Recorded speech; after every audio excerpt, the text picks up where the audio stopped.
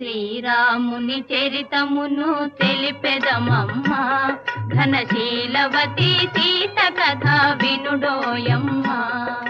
శ్రీరాముని చరితమును తెలిపెదమమ్మా, ఘనశీలవతి సీత కథ వినుడోయమ్మా.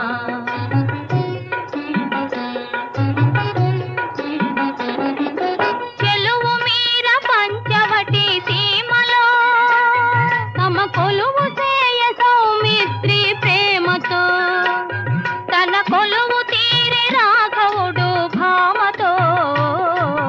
శ్రీరాముని చరితమును తెలిపెదమమ్మా, ఘనశీలవతి సీత కథ వినుడోయమ్మా.